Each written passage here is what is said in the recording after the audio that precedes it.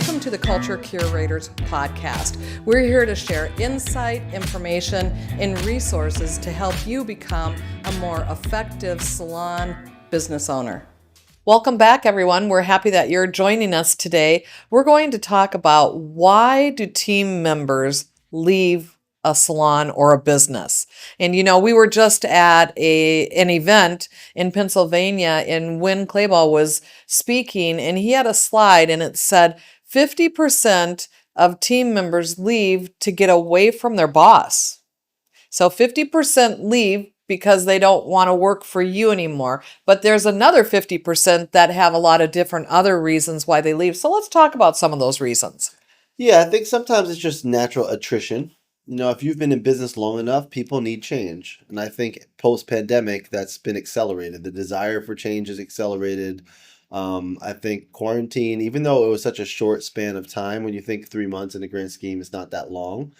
I mean, when was the last time you had 3 months to sit around and do nothing but think? So I think for a lot of people, it sparked thoughts that maybe were deeper further back, whether it was making a change and opening up their own business or their own suite or their own actual salon, moving out of state, going somewhere that they had always thought they would go.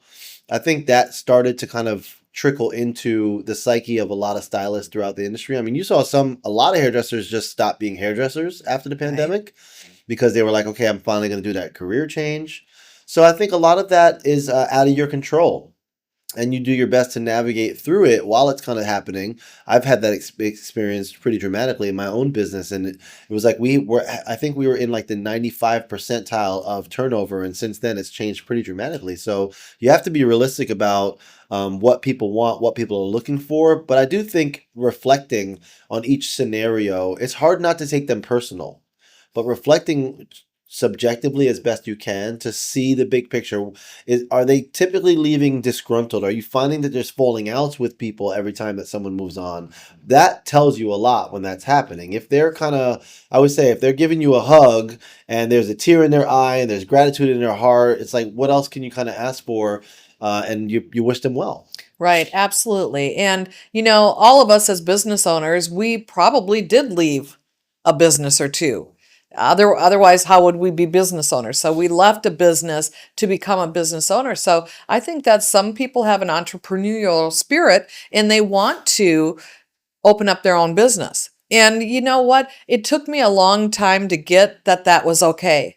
If somebody wants to leave because they believe that they're going to better themselves in their family, I think that we really have to bless them and accept that it's okay. Yeah, that it's going to happen. You do have to take it with grace. And I'm telling you, that was very, very difficult for me. And if I could go back and change certain things in certain circumstances, I would absolutely accept resignations with more grace, more dignity, more sincerity, but I didn't, Well, it's really hard, and I think that speaks to like what we were talking about before, where some salon owners reflect on things, see the way that they did it, and they don't necessarily agree with the way that they did it. If they could look back and change it, they would. It's like, I just think that that's a part of growth. And for me, it's a breakup, right? So it's just always hard when someone's moving on. There's tears, there's emotion, there's the financial repercussion, there's the fact that they're taking their clients with them. That's really hard for us to accept. And both things can be true, that you're happy for them and you wish them well,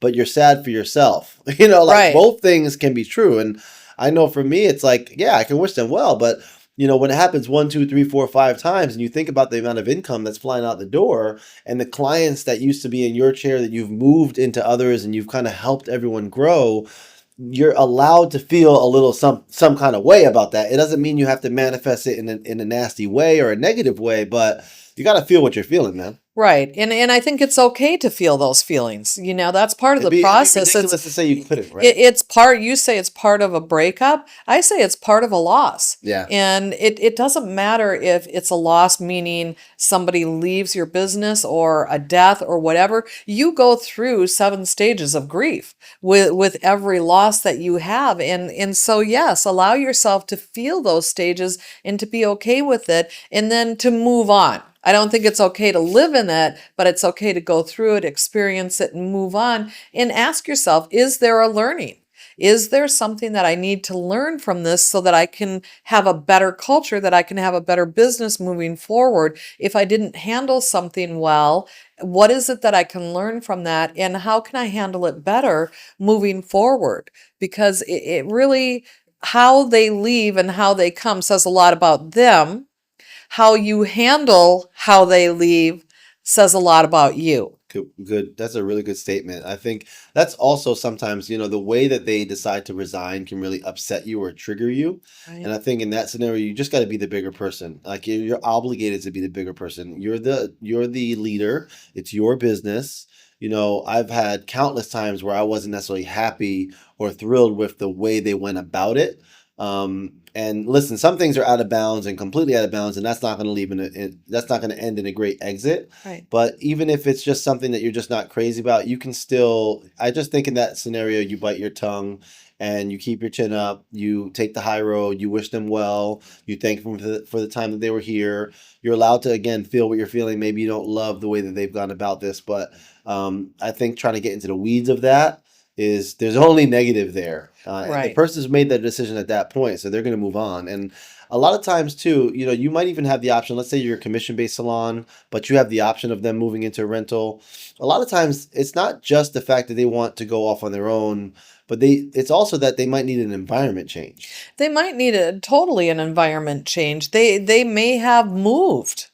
And they're maybe finding that, gosh, in the summer in Minnesota, I mean, it's construction zone. So something that took 45 minutes to get to may take an hour and a half. And they may it's just like, enough. I can't do this anymore. That's 3 hours of my life in the summer every single day that I go to work. And so they may be looking for a business that's closer to them. So it may not have anything to do with you as the leader or the culture. It may and it may not. But in some of these situations, they could have moved. They could have had a baby. They could have gotten married and now they stay home and their husband or wife, supports. I think I've had every single one of those scenarios you Really? just mentioned happen. Yeah, literally. Right? It happened. I mean, it's happened to all of us Just for a part sure. of it, For man. sure. And And honestly, one of the best things, honestly, if you have a tenured stylist that has a lot of clients, if they move out of state, that's the best thing for your business. I'll be real, because those clients have to go somewhere and they can't follow them out of state unless it's like out of state that's close to you. But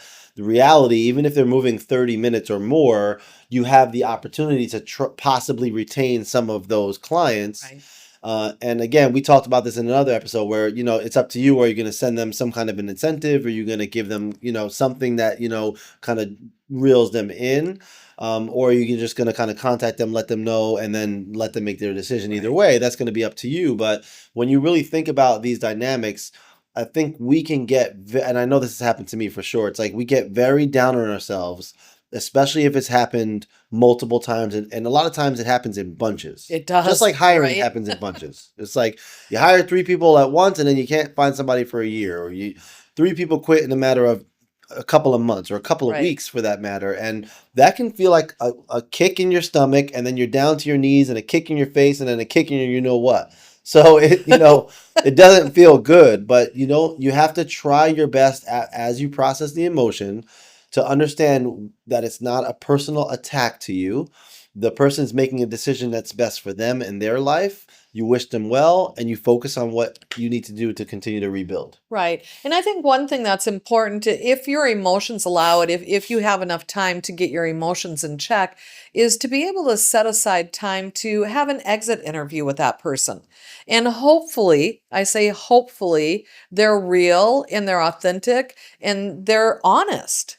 And they can say what was working well for them, what wasn't working for them. What percentage of them do you think would be honest? Oh, I don't know. I really, Good question. Right? in my little, fairy tale land, I'd like to say that they've got nothing to lose. So why wouldn't they be honest? Because they're already leaving. They've already given notice. So they have nothing to lose. Right. To tell you the truth. I think some people are I just too think- uncomfortable being real. I agree with you. And sadly, all we can do is give them the space and the opportunity and ask the questions. And then it's up to them whether or not they want to be real and honest with us. But, I think part of it might be the way in which we approach it. Oh yeah. Are we coming in super heated and super hot about this and let's sit down, let's talk about this, or is it, what, I just really want to thank you for your contributions, the time that you were here. I value you as a person and I value your feedback. And my request is that you share with me what was working, what wasn't working. And if you have areas that you believe I need improvement or the business needs improvement, and listen, you got nothing to lose by sharing. So why not share and be honest? Would you be willing to do that? And then they get the choice. And we can't control what their choice is. We can just try to set the table as best as we can so that we can promote honesty and transparency. Yeah, and I think also another reason that people leave that you have to be conscious of, or we have to be conscious of as owners, is if they've repeatedly kind of talked about something they've not been happy about, and they've seen no acknowledgement or change in that area. It Right. could be something very simple, it can be something very complex. It depends on the situation, but it's really important for us to listen to what they say throughout, because employees that remain tenured, they remain happy, right? That's why they stay, because they're Right. happy, because they're satisfied, because they're coming to work not feeling that feeling of frustration or resentment, or they're not feeling undervalued or underappreciated. So if they are feeling those things, that could be a huge reason on why people are leaving. I think it's not always just around, well, so and so is going to give me 55% commission, so I'm leaving. No. Sometimes it's about that. Sometimes, like, I've had people say, well, I'm going to go to this salon that's in Connecticut and it's just, incredibly high prices. So that's the main driver behind my decision. And more power to them. That's really up to everybody to do what's right for them. But really analyzing what is within your control. That's what I really want you to get if you're listening to this. Analyzing what's within your control, how to focus on adjusting or altering what needs to be changed that could hopefully maybe change, people feeling that way. And then also allowing yourself some grace when people do leave, knowing that it's not always directed directly at you and not taking it so personal. Right. And I think in kind of wrapping this up, we've set the table for an exit interview potentially, and we've done a really great job letting them know that there's a safe space to be completely honest. I think the last part of that is how you receive feedback. You may receive feedback that maybe hurts you a little bit or kind of like a little knife poke there. And we have to be really, really aware that we can't react, that we have to receive it. And one of the ways that you can receive it is just simply by saying, thank you for sharing. Thank you for sharing what I heard you say. I would document it so that I could read it back to them and make sure that I clearly understood what they were saying and just to acknowledge them and thank them. It's not saying that you agree with them. It's not saying I'm sorry. It's none of that. It's just receiving feedback. And then like Derek said afterwards, then you have to have some time to really reflect on what's going on. I'll never forget. I called a mentor of mine and I was complaining because somebody else had given a resignation and I was getting a lot of them at that particular point. And she did say, you know what, Jill, I want you to go look in the mirror and I want you to point your finger and the person that you are staring at, there's four fingers pointing back at you. And so I share that with you to say I had to do some reflection at that point. I had to see and ask myself, what was it that was my part in this? Did I have a part in it? And if so, how could I have done it differently to not partake in that or not have a part in whatever that situation was? That particular person was leaving to go to a different salon. I believe that it was a rental salon, not suites or anything like that at that time, just a rental salon. But still, there was a lot of emotion because she had been there for a very long time. And, I loved her. I still love her. But I really had to take a look at was there any contributing factor for me and how do I resolve that? And do I need to clean it up? If I need to apologize for something that I've done, then I need to simply clean it up. I need to own it and clean it up and move on and learn from the next time. So, there's all kinds of different reasons why people leave, and some of them valid, some of them not valid. But here's the truth. If you have a commission salon, you are going to have team members leave. It's just the way that it is. And you can expect it. You can start to change your recruitment efforts so that you can hopefully have new team members filling the pipeline as others leave. But the reality is you're going to have attrition of some sort. Some have more, some have less, but everybody has it.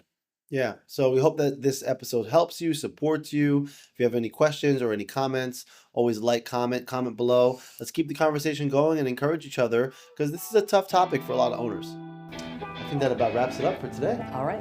We'll see you guys next time. Thank you for tuning in to this episode of the Culture Curators podcast. Please like, comment, follow, and subscribe.